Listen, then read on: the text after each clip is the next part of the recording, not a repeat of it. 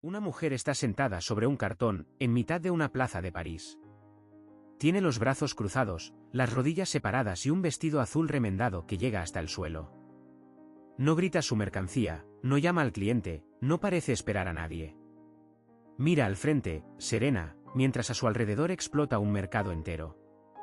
Lechugas, rábanos, zanahorias y puerros desbordando los puestos.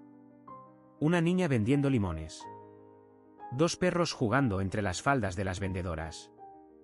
Al fondo, carruajes pasando bajo edificios haussmannianos recién terminados, y una torre con un gran reloj que marca la hora del nuevo París. Y ella, en el centro, inmóvil. Como si el siglo XIX entero pasara por delante sin tocarla. Esa mujer existe gracias a Víctor Gabriel Gilbert, y a un cuadro pintado en 1880 que hoy cuelga en el Museo de Arte Moderno André Malraux de Le Havre. Se titula Le Carreau de Salles, el mercado parisino.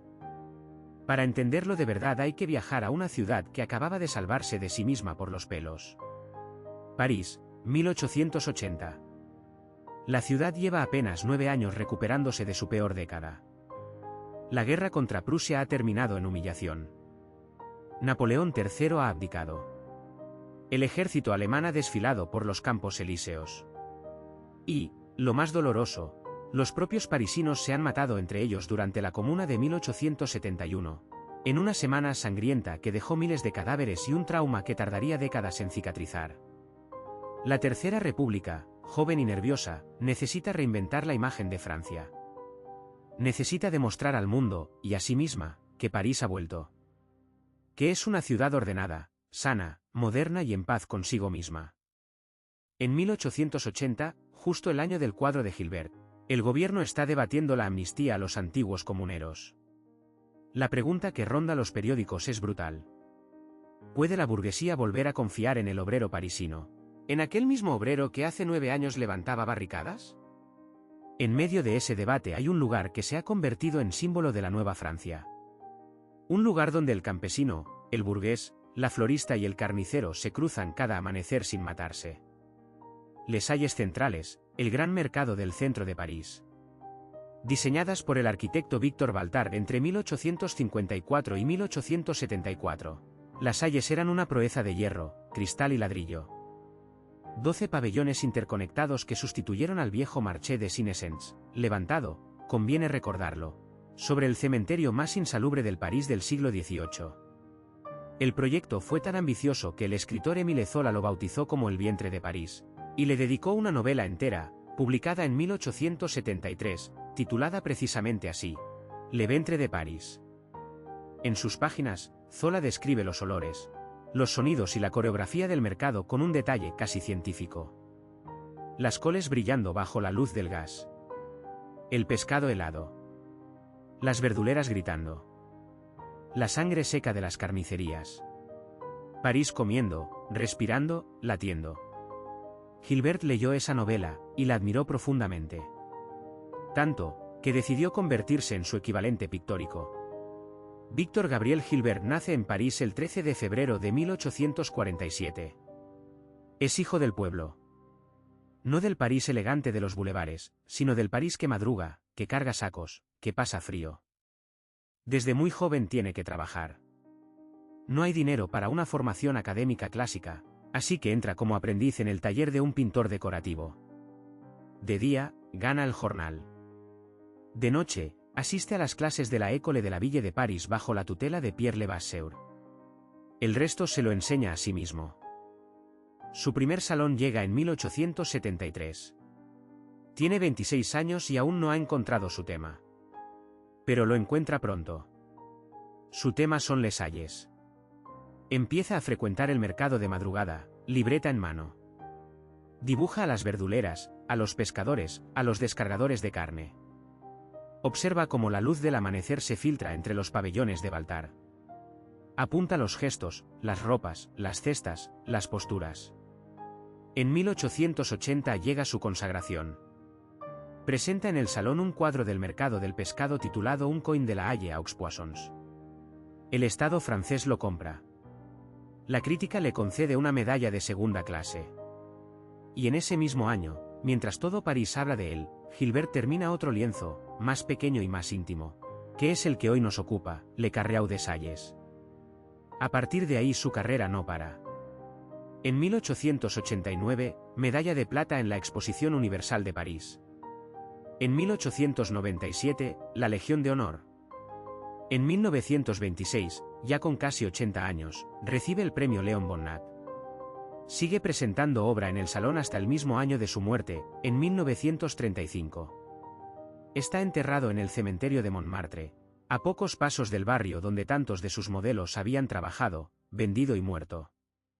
Para situar a Gilbert en la historia del arte conviene poner los movimientos en orden. A mediados del siglo XIX domina el realismo. Pintores como Gustave Courbet o Jean-Francois Millet han decidido que el arte no debe ocuparse solo de dioses y reyes. El campesino, la lavandera y el mendigo también merecen un lugar en el lienzo. Es una revolución silenciosa. A partir de 1874 aparecen los impresionistas. Monet, Renoir, Pissarro. Salen al aire libre, persiguen la luz cambiante, descomponen el color en pinceladas sueltas y rompen con la pintura de salón, con la academia, con el acabado pulido. Entre uno y otro extremo nace el naturalismo. Es el movimiento de Émile Zola en la literatura, y de pintores como Jules Bastien Lepage o Léon Lermite en la pintura. Comparte con el realismo el interés por la gente común, pero le suma una obsesión casi maniática por el detalle, por la verdad de cada textura, de cada gesto. El naturalista no quiere comentar la realidad. Quiere capturarla. Gilbert es, en el fondo, un naturalista.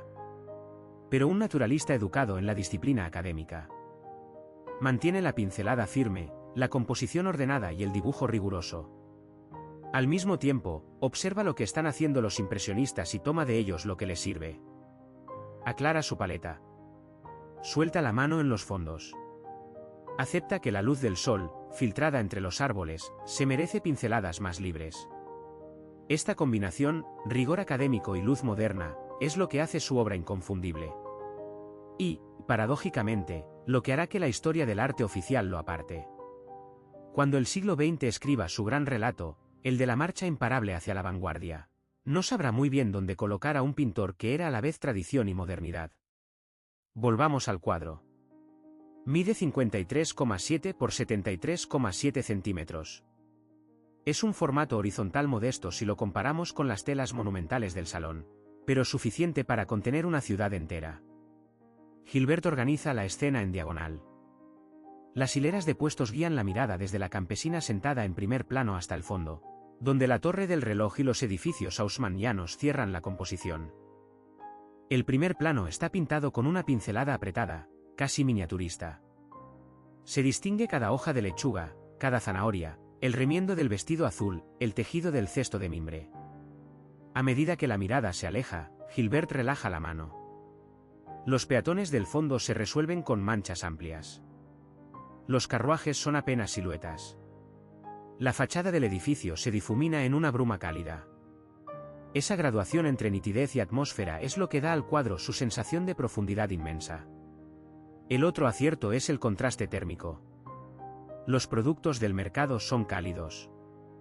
Naranjas, ocres, rojos, amarillos. El pavimento húmedo, las sombras de los pabellones y el cielo neutro de la mañana son fríos.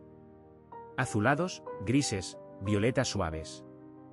Cada vez que la vista se posa en una zona del cuadro hay una pequeña vibración entre temperaturas. Esa vibración mantiene la imagen viva, como si el aire mismo respirara entre los puestos. Hay algo más, muy fácil de pasar por alto. Gilbert no idealiza a sus personajes. Las manos de las vendedoras son anchas y curtidas. Los vestidos están remendados. Las posturas son las de mujeres que llevan horas en pie. Y, sin embargo, las trata con una dignidad enorme. La campesina del centro no es una pintoresca figura de género. Es la imagen serena del trabajo, plantada en mitad de la ciudad como un faro. En su época, Le Carreau de Salles cumplió una función política que hoy cuesta ver. La burguesía republicana necesitaba pruebas visuales de que el pueblo de París había dejado atrás la rabia de la comuna. Necesitaba imágenes de un obrero apacible, digno, integrado en la nueva nación. Y Gilbert se las dio. Sus mercados muestran armonía entre clases. El burgués con sombrero de copa convive sin sobresaltos con la verdulera de pañuelo. No hay barricadas. No hay tensión. Solo la coreografía tranquila de una ciudad que vuelve a creerse a sí misma. Por eso Gilbert recibió premios, encargos y la Legión de Honor mientras Manet escandalizaba, mientras los impresionistas eran rechazados, mientras Cézanne pintaba a solas en Aix. Era el pintor que la República necesitaba. Pero el viento cambió. Cuando el siglo XX impuso su mirada, Gilbert quedó en una zona gris. Demasiado moderno para los académicos puros. Demasiado clásico para los vanguardistas. El relato oficial del arte, ese que va de Manet a Monet, de Cézanne a Picasso, no tenía espacio para él.